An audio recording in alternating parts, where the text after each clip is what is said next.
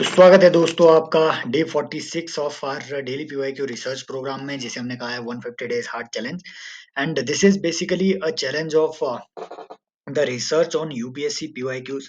ठीक है, और PYQs of various other exams including your CSC exam, ठीक है, CAPF, CDS, all other exams जो भी यूपीएससी कंडक्ट करवाता है उनके जो सबसे इंपॉर्टेंट पीवाईक्यूज रहते हैं, क्वेश्चन रहते हैं, जो मुझे लगता है कि क्वेश्चन का, ठीक है, पेपर में आने की बहुत संभावना है, उन सब पे यहाँ पे हम रिसर्च वर्क करने की अपनी थोड़ी कोशिश करते हैं। शुरुआत करते हैं आज के अपने सेशन की। ये सेशन बेसिकली इसका पहला क्वेश्चन देखिए क्या कह रहा है कि पॉवर्टी के बारे में इंडिया में इन स्टेटमेंट्स को कंसिडर कीजिए। अब अगेन यूपीएससी अगर कोई एग्जाम्स ले रहा है, 4-5 एग्जाम अच्छे ले रहा है पूरे एक साल में, और वहां किन्हीं 3 एग्जाम्स में अगर पॉवर्टी का ये मैटर उन्होंने रेज नहीं किया ना, इस पे क्वेश्चन नहीं बने, समझ लेना भैया वो क्वेश्चन यूपीएससी वाले ने बनाए ही नहीं थे। ठीक है, वो क्वेश्चन पेपर छप के ही नहीं आया यूपीएससी, वो कहीं और से फ्रॉड होकर के आया है। पॉवर्टी उनका एक फेवरेट टॉपिक है अदर एग्जाम्स के लिए, जितना मैंने एनालाइज किया है, राइट। इस साल वो सीएससी में भी पॉवर्टी के, ठीक है, इस टॉपिक से क्वेश्चन आपसे पूछ सकते हैं, पॉवर्टी एस्टिमेशन इन इंडिया पे क्वेश्चन पूछ सकते हैं। व्हाई, राइट, रीजन बीइंग कि लास्ट ईयर वर्ल्ड बैंक ने अपनी पॉवर्टी की जो, ठीक है, जो डेफिनेशन है, ठीक है, कि ग्लोबल ये जो इनकी पॉवर्टी लाइन रहती है, पॉवर्टी लाइन को इन्होंने चेंज कर दिया है। पहले वर्ल्ड बैंक किसे मानता था पुअर? जिसका 1.9 डॉलर, ठीक है, यूएस डॉलर बेसिकली, ठीक है, 1.9 डॉलर से कम का डेली एक्सपेंडिचर हो, एक्सपेंस हो अपने ऊपर, उसे गरीब माना जाता था। वर्ल्ड बैंक ने अब इसे चेंज कर दिया है और अब इसे 2.15 यूएसडी कर दिया है। समझ रहे हो? अब जो है पॉवर्टी लाइन इन्होंने इंक्रीज कर दिया है, और 2.15 USD on the basis of 2017 PPP GDP, ठीक है, परचेजिंग पावर पैरिटी के बेसिस पे जो आपकी जीडीपी कैलकुलेट होती है, राइट, तो उसके बेसिस पे, ठीक है, इतना, ठीक है, ये 2.15 यूएस डॉलर का अगर किसी ने इससे कम का एक्सपेंस हो रहा है डेली का, उसे गरीब माना जाएगा, राइट। इसलिए आपके लिए पॉवर्टी एस्टिमेशन का ये टॉपिक जरूरी है। देखिए ये फर्स्ट स्टेटमेंट कह रही है, while determining the poverty line in India a minimum level of food requirement, clothing, footwear, ठीक है, educational, medical requirements etcetera are also determined for subsistence. बिल्कुल ये स्टेटमेंट सही है, ठीक है। अभी जब हम आगे पढ़ेंगे व्हाट इज दिस, ठीक है, मिक्स्ड रेफरेंस पीरियड एटसेट्रा, इन सब चीजों को जब हम स्टडी करेंगे आप पाएंगे कि आजकल जो है, आजकल कैलोरी बेस्ड जो है हमारी पॉवर्टी एस्टिमेशन नहीं होती है। आजकल हमारी जो पॉवर्टी एस्टिमेशन होती है वो कंजम्पशन एक्सपेंडिचर के बेसिस पे है, कंजम्पशन एक्सपेंडिचर के बेसिस पे है, और कैलोरी बेसिस पे हम पहले मेजर किया करते थे लेकिन अब नहीं करते हैं। तो ये जो आपकी सेकंड स्टेटमेंट है, हालांकि इसके जो दिए गए ये पैरामीटर्स है, रूरल एरियाज, ठीक है, और ठीक है, और अर्बन एरियाज के लिए ये जो पैरामीटर्स दिए गए हैं कैलोरी इंटेक्स के, ये पैरामीटर सही है, लेकिन अब जो है हम इन पे रिलाय नहीं करते हैं। So answer is one only. How, अभी हम आगे देखते हैं भैया। पॉवर्टी एस्टिमेशन के लिए इंडिया में काफी सारी कमिटीज बनाई गई। In fact they can ask you very good question कि इनमें से कौन कौन सी कमिटीज पॉवर्टी एस्टिमेशन से रिलेटेड है। अलग कमेटी, लकड़ावाला कमेटी, ठीक है, तेंदुलकर कमेटी और रंगाराजन कमेटी, इनका नाम तो सुना ही होगा भैया। पॉवर्टी एस्टिमेशन से रिलेटेड हमारे जो 1938 में इंडिया की नेशनल प्लानिंग, ठीक है, इंडियन नेशनल कांग्रेस की जो प्लानिंग कमेटी बनी थी, आप मुझे बताएंगे उस वक्त आईएनसी का चेयरमैन कौन था? नंबर वन ये। नंबर दो, आप बताएंगे कि उस प्लानिंग कमेटी के चेयरमैन कौन थे? ये दोनों चीजें आप कमेंट सेक्शन में बताएंगे। तो उन्होंने भी सजेस्ट किया था कि पॉवर्टी इंडिया में कैसी एस्टिमेशन हो। फिर एक बॉम्बे प्लान आया, बॉम्बे प्लान आया, ठीक है। Bombay plan was basically A plan that was proposed by the main industrialists of India, ठीक है। इंडस्ट्रियलिस्ट जो क्लास है, बॉम्बे प्लान उन्होंने प्रपोज किया था अराउंड 1943-44 के आसपास इन्होंने ये प्रपोज किया। तो ये जो बॉम्बे प्लान था, बॉम्बे प्लान में भी पॉवर्टी एस्टिमेशन की बात की गई थी, राइट। देन नीति आयोग की एक टास्क फोर्स भी गठित हुई, राइट, 1967 69 है ना, 67 या 69 के आसपास जो है नीति आयोग की एक टास्क फोर्स भी गठित की गई, जिसने 1971 के आसपास अपनी जो है रिपोर्ट दी, सॉरी, योजना आयोग की, राइट। एंड देन उसके बाद अलग कमेटी बनाई गई पॉवर्टी एस्टिमेशन के लिए इंडिया में। फिर लकड़ा वाला कमेटी बनाई गई, फिर तेंदुलकर कमेटी बनाई गई, राइट। सॉरी, ये नीति आयोग नहीं, भगवान, ये मैंने क्या बोल दिया था अभी, तो इट वाज एक्चुअली योजना आयोग, राइट। सो तेंदुलकर कमेटी, और उसके बाद हमारी बनी रंगाराजन कमेटी। ठीक है, सी रंगाराजन मेथोडोलॉजी। अब इन्होंने अपने अपने मेथड्स क्या क्या सजेस्ट किए। अलग कमेटी ने सबसे पहले, ये जो वाई के अलग है, राइट, तो प्लानिंग कमीशन ने अलग कमेटी ये एक बनाई थी, और अलग कमेटी ने कहा कि भैया पॉवर्टी एस्टिमेशन जो है ये कंजम्पशन एक्सपेंडिचर के बेसिस पे होना चाहिए, कि आदमी कितना कंज्यूम कर रहा है, राइट, और वो भी न्यूट्रिशनल रिक्वायरमेंट के बेसिस पे। फिर आई आपकी लकड़ावाला कमेटी। लकड़ावाला कमेटी जो है, इन्होंने अब सजेस्ट किया, अब इन्होंने कुछ चेंजेस लाए। नंबर वन तो कि भैया जो कंज्यूमर प्राइस इंडेक्स है इंडस्ट्रियल वर्कर्स का, आप मुझे बताएंगे कौन सा वो ब्यूरो है जो कि इसे पब्लिश करता है। दूसरा कि जो consumer price index agricultural labour वाला है, ये दोनों रियल में रिफ्लेक्ट करते हैं कि गरीब इंडिया में गरीबों के कंजम्पशन पैटर्न्स कैसे है। गरीब कौन है इंडिया में, या तो इंडस्ट्रियल वर्कर है या एग्रीकल्चरल लेबर है नॉर्मली। समझ रहे हो ना बात को। तो ये दोनों किस तरीके से इनके कंजम्पशन पैटर्न है, इन इंडेक्सेस को एनालाइज करके हमें पॉवर्टी लाइन डिसाइड करनी चाहिए, राइट। ये लकड़ावाला कमेटी ने सजेस्ट किया।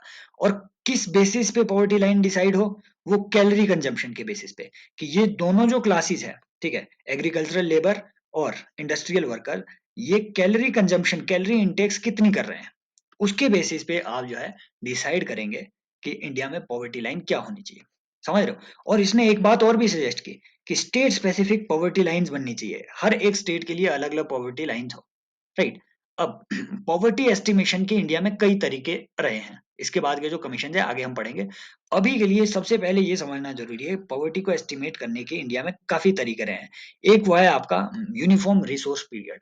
ये यूनिफॉर्म रिसोर्स पीरियड, अब अगेन वो आपसे क्वेश्चन यहाँ से ये बताएंगे कि the terms uniform resource period या फिर मिक्स्ड रेफरेंस पीरियड, ये जो आपके टर्म्स हैं ये किस चीज से रिलेटेड रहे हैं, they are related to poverty estimation. ये यूनिफॉर्म रिसोर्स पीरियड क्या होता है, ये दो 1900, ठीक है, 1994 के आसपास तक आपका पॉवर्टी एस्टिमेशन के लिए यूज किया जाता था, और लोगों से पूछा जाता था कि अराउंड 30 डे के रिकॉल पीरियड पे, मतलब लगभग 30 दिन पहले का आप अपना एक्सपेंडिचर का जो पैटर्न है उसे, ठीक है, कंजम्पशन का जो पैटर्न है उसे याद करके हमें बताओ आपने खाया क्या क्या बेसिकली। समझ रहे हो। तो उस तरीके से ये एस्टिमेट करते थे। अब इन्होंने इसमें थोड़ा रिफॉर्म ला दिया, मिक्स्ड रेफरेंस पीरियड। ठीक है, अराउंड 2000 के बाद से एनएसएसओ ने मिक्स्ड रेफरेंस पीरियड को यूज करना शुरू किया पॉवर्टी एस्टिमेशन के लिए, जिसका, ठीक है, जिसमें इन्होंने दो भागों में इसे बांटा, राइट, मिक्स्ड रेफरेंस पीरियड में। नंबर वन कि 4-5 ऐसी इन्होंने कमोडिटीज पकड़ी, 5 ऐसी कमोडिटीज जिसमें clothing, footwear, durable, education, institutional health वगैरह, ठीक है, ये सब चीजें आती है, जिसमें कि ये पिछले 1 साल का रिकॉर्ड पूछेंगे कि पिछले 1 साल में और उससे पिछले 1 साल से कितना चेंज आया है आपके इन 5 कमोडिटीज के एक्सपेंडिचर पे। और फिर जो अदर जो आपके, ठीक है, जो अदर आइटम्स हैं जो ऊपर, ठीक है, बेसिकली खाने पीने वाली आइटम्स है। अब इसका ध्यान कौन रखेगा 1 साल का पूरे ध्यान, राइट। तो खाने पीने वाली जो आइटम्स है वो जो बहुत ज्यादा यूज होती है उसके बारे में ये 30 दिनों वाली ही इंफॉर्मेशन अपने पास रखेंगे। तो ऊपर सिर्फ 30 डे का रिकॉल पीरियड था, यहाँ पे 1 ईयर एंड 30 डेज का रिकॉल पीरियड है मिक्स्ड रेफरेंस पीरियड में। आजकल हम ये पी वाला एमआरपी वाला जो सिस्टम है इसे लागू कर रहे हैं, ठीक है। अब अगेन लकड़ावाला कमेटी के बाद अब आई तेंदुलकर कमेटी। तेंदुलकर कमेटी ने बोला भैया ये जो लकड़ावाला कमेटी वगैरह है, राइट, इन्होंने जो जो अपना कंजम्पशन, कैलोरी कंजम्पशन वाला इनटेक वाला अपना जो सिस्टम सुझाया हुआ है ये एकदम बिल्कुल गलत बात है। वाई? क्योंकि इसमें सिर्फ, है ना, अब गरीबी सिर्फ खाना ही खाना थोड़ी ना होता है ना। आप सिर्फ खाना खाएंगे और खाना आपको सिर्फ मिल रहा है, इसका अर्थ ये नहीं हो जाता है कि आप अमीर हो गए। नहीं, इसमें बाकी और सारी चीजें भी आती है। तो इन्होंने बोला कि भैया आप जो है कंजम्पशन एक्सपेंडिचर के बेसिस पे, क्या कोई पर्टिकुलर आदमी कितना एक्सपेंडिचर कर पा रहा है। तो तेंदुलकर कमेटी ने बोला अगर अर्बन एरिया में 1000 रुपया एक्सपेंडिचर है, रूरल एरिया में 816 रुपया एक्सपेंडिचर इनका मंथली है, तो ये गरीब नहीं है, इसके ऊपर के एक्सपेंडिचर वाले गरीब नहीं है। इसी फॉर्मूले को बाद में फिर रंगाराजन ने भी, ठीक है, इन्होंने इसका बेसिकली बास्केट वगैरह एक्सपेंड करके, रंगाराजन ने अपना नंबर वन बास्केट एक्सपेंड करके और नंबर दो इन्होंने एक्सपेंडिचर का अपनी जो लिमिट है उसे इंक्रीज करके ये अपनी लिमिट दी। और इसी वजह से रंगाराजन कमेटी की जो मेथोडोलॉजी है उनके अकॉर्डिंग सबसे ज्यादा जो है इतनी पॉपुलेशन, इतनी परसेंटेज पॉपुलेशन इंडिया की पुअर है according to Rangarajan committee. Tendulkar committee के अकॉर्डिंग अराउंड 21% जो इंडिया की पॉपुलेशन है वो पुअर है। वर्ल्ड बैंक भी लगभग यही कह रहा है, right. So this is about your poverty estimation in India. इनके बारे में चीजें याद रखना। अब अगेन मुझे ये नहीं मालूम कि इस साल यूपीएससी ने शिवाजी पे इतने क्वेश्चन कैसे पूछ लिए, समझ रहे हो बात को। और एक एक बात तो इसलिए भी है क्योंकि शिवाजी पे एक्चुअली राइट इनका जो एक फोर्ट था रायगढ़ फोर्ट, इस पे इंडियन एक्सप्रेस में एक आर्टिकल आया था और शिवाजी पे वो एकदम ठीक है बहुत अच्छी एक तरीके से उन्होंने डॉक्यूमेंट टाइप का एक बहुत अच्छी रिसर्च पब्लिश जरूर की थी। और वहां से इन्होंने सीडीएस 1 में भी क्वेश्चन पूछा इस साल, सीडीएस 2 में भी इन्होंने क्वेश्चन पूछा शिवाजी पे। और क्वेश्चन भी ऐसा पूछा है, आई थिंक वो सीडीएस 1 वाला हमने डिस्कस किया भी है। उन्होंने पूछा कि शिवाजी की लाइफ के इन इंसिडेंट्स को है ना क्रोनोलॉजिकली अरेंज करो, कि इन्होंने ठीक है शाइस्ता खान पे कब अटैक किया, फिर इन्होंने बेसिकली ठीक है अ, वो जो बीजापुर का राइट बेसिकली आदिल शाह का जो कमांडर था उस पे कब अटैक किया, समझ रहे हो। तो इस तरीके से 4-5 इंसिडेंट उन्होंने बोले और कोरोनेशन कब हुआ, राइट। इस तरीके से इन्होंने शिवाजी पे क्वेश्चन इस साल पूछे हैं।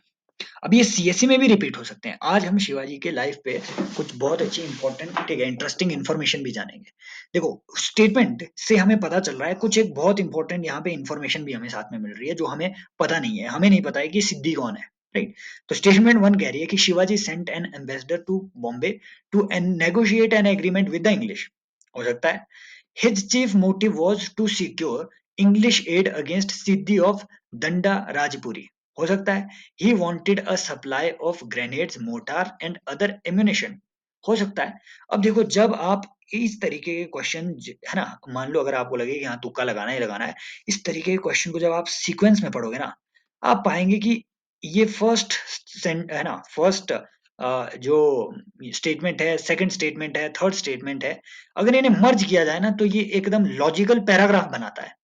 हो सकता है यहाँ से बीच से एग्जामिनर ने एक एक दो दो स्टेटमेंट्स जो है एक एक दो दो लाइन उसे स्किप कर दिया हो और यहाँ से कॉपी पेस्ट करके ये लाइन चिपका दी हो और इसको एकदम ठीक है बेयर आई से पढ़ के हमें लग रहा है कि भैया ये जो है एक अच्छा पैराग्राफ बना रहा है, राइट। और नॉर्मली यही होता भी है।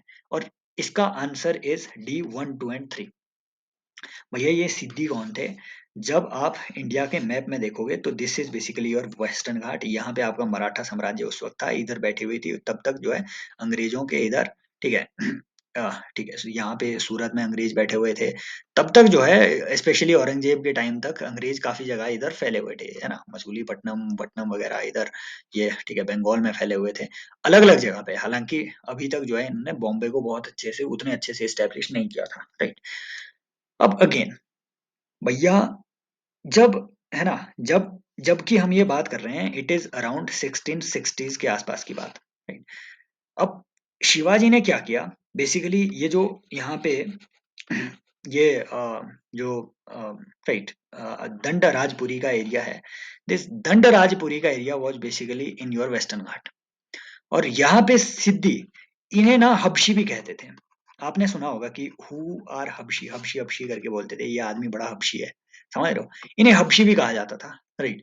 तो ये जो सिद्धि हैं आज भी ये कम्युनिटी जो है रहती है, ठीक है, महाराष्ट्र के कई एरिया में सिद्धिस ये यहाँ पे रूल करते थे। और इनका इनकी बढ़िया बन नहीं रही थी मराठा साम्राज्य के साथ जो अभी उभर ही रहा था, राइट। मराठा जो एक पावर के तौर पे राइज कर रही थी। और सिद्धि के पास जो है इनके पास बहुत ही अच्छी अपनी जो है नेवी भी थी, इनकी नेवल पावर भी धीरे धीरे राइज कर रही थी। तो शिवाजी को इनसे थ्रेट था और इन्हीं से निपटने के लिए शिवाजी ने बॉम्बे में जो है नेगोशिएट करने के लिए एक एम्बेसडर भी भेजा अंग्रेजों के साथ कि भैया आओ मिल करके इनका कुछ करें, राइट। और ये बिल्कुल तीनों स्टेटमेंट्स इस वजह से आपकी सही जाती है। लेकिन यहाँ पे शिवाजी के लाइफ पे हम कुछ इंपॉर्टेंट चीजें, राइट, इंपॉर्टेंट चीजें हम जानेंगे। भैया 16 ईयर के जो शिवाजी है इन्होंने अपने 16 ईयर की इतनी छोटी एज में इन्होंने तोरण का अपना एक, एक फोर्ट कैप्चर कर दिया था, राइट। अब ये जो आदिल शाही डायनेस्टी है, स्पेशली बीजापुर की आदिल शाही डायनेस्टी, राइट, इनके साथ इनका बहुत काफी टाइम पहले से काफी राइट काफी और काफी लंबे टाइम तक इनका डिस्प्यूट चलता रहा। और रायगढ़ का फोर्ट ये एक इम्पोर्टेंट फोर्ट है, सॉरी राजगढ़ का जो फोर्ट है ये राजगढ़ का फोर्ट इंपॉर्टेंट फोर्ट है। व्हाई? बिकॉज यहाँ पे शिवाजी की काफी लंबे टाइम तक इनकी यहाँ से सरकार चलती रही। It was the seat of the government. Number दो, उनके जो कोरोनेशन हुई है, ठीक है, राजपोशी हुई है, ताजपोशी हुई है, वो यहीं पे हुई है, राजगढ़ के फोर्ट में, राइट। इसलिए ये राजगढ़ का फोर्ट बहुत इंपॉर्टेंट है उनकी लाइफ में। यहाँ से भी अच्छा क्वेश्चन बन सकता है, right. Apart from this, right, एक इंपॉर्टेंट जो चीज है दैट इज बेसिकली जो अली आदिल शाह है।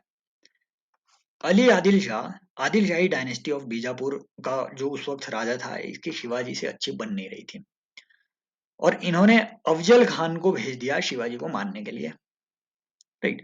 अब अफजल खान को उल्टा शिवाजी ने अपने बाघ नख से मार दिया वहां पे, राइट, चालाकी से। अब वो स्टोरी हर कोई जानता है कि हाँ किस तरीके से अफजल खान की जो है शिवाजी ने, अगेन अफजल खान शिवाजी को मारने के चक्कर में था। शिवाजी, ठीक है, ये तो थे ही मास्टरमाइंड, तो इन्होंने इधर इस तरीके से बाघ नख का यूज करके अफजल खान की वहां पे जान ले ली, राइट। तो इस तरीके से जो है आपका जो शिवाजी और अफजल खान की एक फाइट है, वो एक लंबे टाइम तक चली, ठीक है। और यही जो है, राइट। और ये ऐसे भी पूछ सकते हैं कि बैटल ऑफ प्रतापगढ़ वगैरह ये किस चीज से रिलेटेड है। एक और चीज कि अष्ट प्रधान जो है, अष्ट प्रधान मंडल, ये अष्ट प्रधान मंडल एक्चुअल में क्या चीज है? तो this was basically council of 8 ministers, right. Shivaji की जो जिस तरीके से अकबर की नवरत्न हुआ करते थे, ऐसे इनका एक अष्ट प्रधान मंडल मंडल था, काउंसिल ऑफ 8 मिनिस्टर्स। अब एक और चीज है जो आपको पता होनी चाहिए, that is conflict with Mughal. इनका मुगलों के साथ भी एक लंबे टाइम तक कॉन्फ्लिक्ट रहा, राइट। पहले इन्होंने बेसिकली औरंगजेब को एक बार प्रपोज किया कि भैया आओ साथ मिल करके, जो आदिल शाह है, ठीक है, बीजापुर की जो डायनेस्टी है, इन्हें साथ मिल करके हराएं। लेकिन फिर औरंगजेब अपने एटीट्यूड में था, ईगो में था, तो वो माना नहीं, राइट। और फिर बाद में जो है शिवाजी ने शाइस्ता खान पे और सूरत पे अटैक किए, राइट। शाइस्ता खान को, शाइस्ता खान जो है स्पेशली आपकी जो छत्रपति शिवाजी है उन पे काफी हावी हो रहे थे, राइट। पहले जो है इनकी ये जीतने की ओर जा रहे थे, अग्रसर थे। लेकिन फिर शिवाजी ने एक नाइट अटैक उन पे किया, और शाइस्ता खान के जितने भी स्पेशली बहुत जो करीबी थे उनको वहां पे, ठीक है, उनका अच्छे से इलाज किया। और फिर जाकर के जो, और अगेन इसी वजह से शाइस्ता खान को बंगाल का गवर्नर बना दिया फिर, पनिशमेंट के तौर पे। जैसे ही मतलब शाइस्ता खान की हार हुई, तो जो औरंगजेब था, इसको लगा कि यार मेरी तो एम्बेरसमेंट हो गई, ये कैसा जनरल है अपना, ठीक है। तो शाइस्ता खान को भेज दिया बंगाल में, डिप्लॉय कर दिया कि जा तू बंगाल जा, राइट। तो this was also the case. और यही जो चीज है, इसके बाद अब क्या हुआ, जब शाइस्ता खान हार गया, तो जो औरंगजेब है उसने जयसिंह को भेजा कि अब तू जा, अब तू शिवाजी से लड़। जयसिंह भी जो है शिवाजी पे अपना पार नहीं पा पाए, और मजबूरन उन्हें एक ट्रीटी ऑफ पुरंदर करनी पड़ी। ट्रीटी ऑफ पुरंदर दो हुई है, एक 1665 में जयसिंह और शिवाजी के साथ, एक ट्रीटी ऑफ पुरंदर और हुई है, वो अराउंड आपके, ठीक है, 1775 के आसपास थी, लगभग 100 साल के गैप में है। आप मुझे बताएंगे ये जो ट्रीटी ऑफ पुरंदर है, और इसके बाद जो होने वाली ट्रीटी थी, treaty of very famous treaties, treaty of Salbai, ये जो ट्रीटीज है ये किन दो पावर्स के बीच हुई, ये आप मुझे कमेंट सेक्शन में बताएंगे। नाउ अगेन, ये जो क्वेश्चन है बहुत ही अनकन्वेंशनल क्वेश्चन है। यहाँ से हमने ये नहीं जानना है, रटना हमने नहीं है कि इसका आंसर क्या है, नेवर। यहाँ से हमने कुछ एडिशनल इंफॉर्मेशन जाननी है कि भैया हाथी गुम्फा इंक्रिप्शन, जो कि खारवेल मेंशन है ना, खारवेल ने बनाई थी, राइट। वो जो है अपने 11th ईयर ऑफ हिज, अपने अपने शासनकाल के 11th ईयर में उसने ये हाथी गुम्फा का इंस्क्रिप्शन बनवाई थी। ये कहती है कि उसने तमिल स्टेट की एक कॉन्फिडरेसी, जिसे तमिल, है ना, त्रामिर देसा संगठनम कहा गया, तो इस कॉन्फिडरेसी को उसने हराया, which had long been a source of danger. How old was this confederacy of Tamil states at that time? कि भैया इन तमिल स्टेट्स की कॉन्फेडरेसी उस वक्त कितने साल की थी, किसे पता है भाई? यहाँ लोगों को अपनी उम्र पता नहीं होती है, ये उस कॉन्फेडरेसी की उम्र बता रहे हैं। एक्चुअल में इसका आंसर 113 साल है, हमने ये नहीं जानना है। हमने ये जानना है भैया, यहाँ से वो क्वेश्चन मैं बताऊं कैसे बनाएगा। पहला तो ये कि हाथी गुम्फा इंस्क्रिप्शन है कहाँ पे, बेसिकली ये कलिंग के एरिया में है। दूसरा कि ये हाथी गुम्फा इंस्क्रिप्शन बेसिकली, ठीक है, ये जो हाथी गुम्फा का इंस्क्रिप्शन है, ये बौद्ध स्पिरिट को या फिर जैन स्पिरिट किस चीज को रिफ्लेक्ट करता है, it is basically, I mean the religious text जो इसमें लिखा गया है वो जैन, ठीक है, जैन धर्म को, ठीक है, बताता है कि वहां पे जैन धर्म बहुत ज्यादा इन्फ्लुएंशियल था। कलिंग के एरिया में जैन धर्म बहुत ज्यादा इन्फ्लुएंशियल था, बुद्धिज्म वहां नहीं था, ये याद रखना है। किसने बनाया है? खारवेल ने। खारवेल कौन सी डायनेस्टी का था? चेदी डायनेस्टी का। यहाँ से क्वेश्चन वो ये भी बनाएगा कि जो तमिल कम है या फिर तमिल गम है, वो तमिल गम क्या उस वक्त खारवेल या चेदी डायनेस्टी वगैरह के टाइम पे ये कंटेम्परेरी थे या नहीं, यहाँ से ये भी क्वेश्चन वो बनाएगा साथ में। अगली बात कि भैया हाथी गुम्फा जो इंस्क्रिप्शन है, ये कौन सी लैंग्वेज में लिखी गई है, यहाँ से भी क्वेश्चन बनेगा। तो ये प्राकृत में लिखी गई है, याद रखना, प्राकृत में लिखी गई है, पाली में नहीं है, प्राकृत में लिखी गई है, और ब्राह्मी इसकी स्क्रिप्ट है, ठीक है। यहाँ से भी अच्छे क्वेश्चन बनेंगे इस तरीके के। अगली बात कि भैया इसमें ये भी लिखा गया है कि खारवेल ने सातवाहन का जो राजा था शतकर्णी, शतकर्णी गौतमीपुत्र शतकर्णी, इसके खिलाफ अपनी, ठीक है, एक वॉर भी की थी।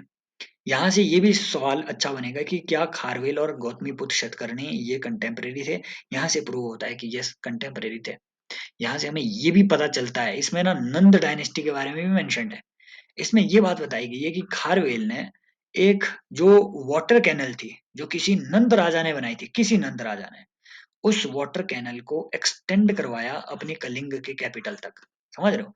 तो ये, और उस वक्त वो जो नंद राजा था, अकॉर्डिंग टू दिस इंस्क्रिप्शन, वो लगभग लगभग 130 साल, ठीक है, सीनियर हुआ करता था इसका। तो नॉर्मली है ना, अब ये नंद राजा के आगे के वंशज के बारे में भी बता रहे होंगे, हो सकता है, राइट। तो धनानंद तो इतना अच्छा काम नहीं करेगा, ये तो हमें मालूम है। अब पता नहीं वो इंस्क्रिप्शन किस चीज की बात कर रहा होगा स्पेशली, लेकिन ये कम से कम इसमें बातें लिखी गई है, पब्लिक प्रोजेक्ट्स के बारे में इंफॉर्मेशन मिलती है, मोंक के बारे में, ब्राह्मण्स के बारे में, चैरिटेबल डोनेशंस के बारे में। यहाँ से ऐसे क्वेश्चन बनाता है वो कॉन्सेप्चुअल कि भैया इनमें से क्या क्या चीजें जो है फेमस हाथी गुम्फा इंस्क्रिप्शन में लिखी गई है, ये क्वेश्चन बनता है। अगली बात, भैया ये जो जिस खारवेल की चेदी डायनेस्टी की हम बात कर रहे हैं ना, चेदी डायनेस्टी, वो चेदी डायनेस्टी आपके जो कहाँ गया महाभारत, महाभारत इसमें था कहीं, ठीक है, महाभारत, हाँ, वो महाभारत में भी लिखी गई है। और जो शिशुपाल है जिसका वध भी किया था किसने, ये आप मुझे कमेंट सेक्शन में बताएंगे। वो शिशुपाल जो है वो चेदी डायनेस्टी से था, राइट। तो ये सब चीजें आपको थोड़ा बहुत इसमें पता रहनी चाहिए। अगेन ये एक लॉजिकल क्वेश्चन है, राइट। लॉजिकल इसलिए क्योंकि जिनके पास लॉजिक नहीं होगा वो इसका आंसर कुछ और ही लगा देंगे। देखो, विद्वान अब्दुल रजाक की तो हम, ठीक है, हम सभी ने ये सुना है कि पर्शिया से आया हुआ था ये बंदा, और ये नहीं पता था कि ये आकर के उतरा कहाँ, समझ रहे हो। अब्दुल रजाक, ये हमें इस क्वेश्चन से पता चलता है, जो अब्दुल रजाक था, जिसे हम मेनली विजयनगरा एम्पायर के रिस्पेक्ट में पढ़ते हैं। अब आप मुझे क्वेश्चन है ना स्टेटमेंट में बताएंगे कि विजयनगरा, कि ये कौन से, ठीक है, एम्परर के टाइम पे विजयनगर एम्पायर में आया, राइट, ये आप मुझे कमेंट सेक्शन में बताएंगे। अब ये जो अब्दुल रजाक है विद्वान, ये विजयनगर नहीं भेजा गया था, भेजा ये गया था कैलिकट, समझ रहे हो। तो भैया उसमें आपको क्या लगता है कि कैलिकट के एरिया में, स्पेशली केरला गुरला के एरिया में इसे क्या दिखा होगा जो कि सबसे ज्यादा इम्प्रेस इसे करता रहा हो। हमने ये पढ़ा है कि अब्दुल रजाक जो है ना फोर्टिफिकेशन से बड़े इम्प्रेस हुआ, बट वो कैलिकट की फोर्टिफिकेशन नहीं थी, वो फोर्टिफिकेशन थी विजयनगर की। तो विजयनगर की फोर्टिफिकेशन से तो इम्प्रेस हुआ, भाई कैलीकट में जो कि पोर्ट का एरिया है, यहाँ फोर्ट कैसे ही बना पाएगा कोई, मुझे ये बताओ, लॉजिक लगाओ। जो पोर्ट का एरिया है वहां फोर्ट कौन कैसे ही बना देगा, सोचो। ऊंचा पोर्ट या है ना, इम्प्रेसिव, इतना बड़ा पोर्ट या फिर इतना सही पोर्ट जिससे कि कोई बोले कि हाँ इम्प्रेसिव है फोर्ट, है ना। और फोर्टिफिकेशन भी नहीं, फोर्टिफिकेशंस लिखा हुआ है। भैया एक पोर्ट के एरिया में, इतने प्लेन एरिया में कोई इतना इम्प्रेसिव पोर्ट बना ही कैसे देगा, कोई इतना इम्प्रेसिव फोर्ट। तो ये हटा दो, किला कैसे बनाएंगे आप यहाँ इतना इम्प्रेसिव, है ना। कोई पहाड़ी एरिया हो तो बना भी दें, right. Then climatic conditions of coastal town, भाई इससे तो नफरत होती होगी, समझ रहे हो? इतनी हीट वहां पे है, इस क्लाइमेटिक कंडीशन से हिमालय आ जा भाई, यहाँ घूम। Climatic condition, then high quality species of, है ना, स्पाइसेस ऑफ प्लेस। ये एक ऐसी चीज है जो आपको मिलती है वहां पे, ठीक है, कैलिकट के एरिया में, साउथ इंडिया में। स्पाइसेस से हो सकता है कि वो यहाँ से इम्प्रेस हुआ हो। फिर देखो यहाँ musical traditions of the place, भाई साहब, स्पेशली कैलिकट जैसे एरिया में म्यूजिकल ट्रेडिशन, जहाँ मेनली इतनी बड़ी ट्रेडिंग कम्युनिटी रहती हो, वहाँ म्यूजिक, है ना, नंबर वन तो ये कि साउथ इंडिया में जो है म्यूजिक का उतना, है ना, हम ये नहीं कह सकते कि उतना इम्प्रेसिव विस्तार उस वक्त साउथ इंडिया में म्यूजिक का रहा होगा।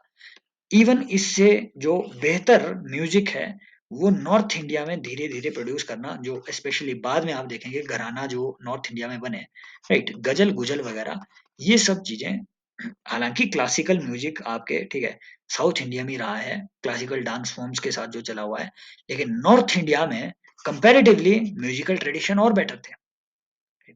और जो, है ना, अगर जो स्पेशली ईरान का जो फारस वगैरह का एरिया है, वहाँ धीरे धीरे जैसे आपके ये क्या कहते हैं, ये जो सूफी, ठीक है, सूफी संत आए, इन्होंने म्यूजिक का प्रचार वहां पे किया, राइट। और musical tradition comparatively north India में या फिर नॉर्दर्न एरिया में, है ना, इंक्लूडिंग आपका इवन ईरान से लगती हुई बॉर्डर, उस वक्त के इंडिया के हिसाब से मैं आपको कह रहा हूँ, वहां पे आपको ज्यादा बेहतर देखने को मिलता है compare to your South India.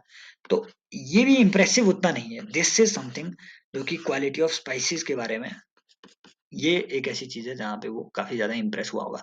ये बाकी आपको कंफ्यूज करने के लिए हम सभी के लिए ट्रैप बना के रखे हुए हैं। अगेन, अगर लॉजिक काम ना करे, कुछ भी ऐसा ऊट पटांग सा लॉजिक काम ना करे, तो आदमी इसमें कुछ भी आंसर लगा सकता है, क्योंकि हमने नहीं पढ़ा होता है इतने इतने डेप्थ में। जैसे उन्होंने 2021 में पूछ लिया कि हाँ बताओ नूनीज ने क्या क्या विजयनगर एम्पायर में, ये क्वेश्चन पूछा था ना, कि नूनीज जो है विद्वान, फेमस विद्वान विजयनगर एम्पायर आया, उसने अपना मेमोयर लिखा, बताओ उसने क्या क्या इसमें नोटिस किया। किसे पता है भाई क्या क्या नोटिस किया? समझ रहे हो बात को? So this is the thing. तो आप लोग जो है डेली ज्वाइन कर सकते हैं इस सेशन को। आज फिर से बहुत लंबी वीडियो चली गई, 27 मिनट बहुत होते हैं, तो आप डेली ज्वाइन कर सकते हैं अगर आपको लग रहा है ये कोई भी वैल्यू ऐड कर पा रहे हैं आपकी प्रिपरेशन में। तो नीचे कमेंट सेक्शन में जरूर पार्टिसिपेट कीजिए, राइट। और आप ज्वाइन कर सकते हैं टेलीग्राम चैनल भी, रेफर कर सकते हैं अपने दोस्तों को, ठीक है, दुश्मनों को, जानकारों को, सभी को, और परिवारों को। बाकी take care, bye bye, as always love you all.